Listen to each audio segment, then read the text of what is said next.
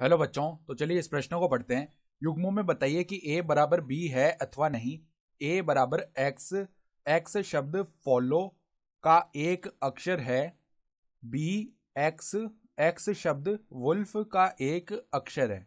तो यहाँ पर देखो, हमें बताना है कि जो समुच्चय a और b जो है ये बराबर है या नहीं। जैसे कि a बराबर b हम लिख सकते हैं या नहीं लिख सकते, ये बताना है हमें। ठीक है, तो प्रश्न में आगे बढ़ने से पहले इस प्रश्न से संबंधित जो मुख्य अवधारणा है उसकी हम चर्चा कर लेते हैं। तो देखो, मुख्य अवधारणा, यदि दो समुच्चय बराबर होते हैं अर्थात p बराबर q है, तो यहां से क्या होता है, तो जो p में अवयवों की संख्या है ना वो बराबर होनी चाहिए q में अवयवों की संख्या के, तथा तथा p व q के समस्त अवयव समान होने चाहिए।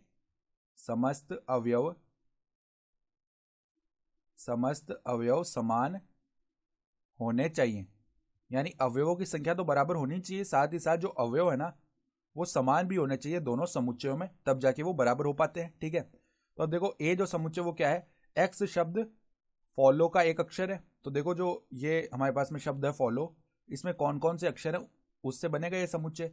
जैसे कि एक अक्षर तो है एफ, फिर देखो कॉमा ओ है, फिर देखो एल, एल दो बार आ रहा है। तो हम समुच्चय में क्या करते हैं, एक अवयव को केवल एक बार ही लिखते हैं। तो दो बार एल आ रहा है तो केवल एक बार एल लिखेंगे। फिर देखो ओ हम पहले लिख चुके हैं, तो अब बार बार नहीं लिखेंगे, ओ को एक बार ही लिखते हैं हम अवयव को। ठीक है, और यहाँ पे डब्ल्यू, तो ये बना हमारे पास में समुच्चय ए। इसमें अवयवों की संख्या कितनी होगी, 4 हो गई।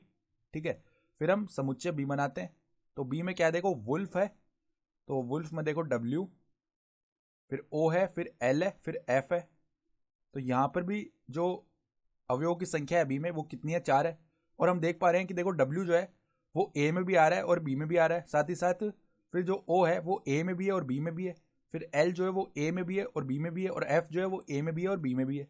तो इस बी समुच्चय को हम ऐसे भी तो लिख सकते हैं, देखो क्रम बदल के, एफ ओ एल डब्ल्यू, क्योंकि क्रम का तो फर्क नहीं पड़ता, अवयवों को हम किसी भी क्रम में लिखे समुच्चय में। ठीक है, तो इस प्रकार भी लिखा जा सकता है। तो हम क्या देख पा रहे हैं कि यहाँ पर दोनों में जो अवयवों की संख्या है वो तो बराबर आ ही रही है, साथ ही साथ जो समस्त अवयव हैं वो भी समान है। ठीक है, वह ए तथा बी के ए तथा बी के समस्त अवयव समान है। तो अगर ऐसा है तो हम क्या बोल सकते हैं, अतः ए बराबर बी। तो हमें सवाल में यही पूछा गया था कि ए बराबर बी है या नहीं, तो हम क्या बोल सकते हैं, ए बराबर बी है। यहां पर हम लिख देते हैं ए बराबर बी है। ठीक है, यही हमें सवाल में पूछा गया था, तो यही हमारा उत्तर हो गया। तो आशा करता हूँ कि आपको ये प्रश्न समझ में आया होगा। धन्यवाद।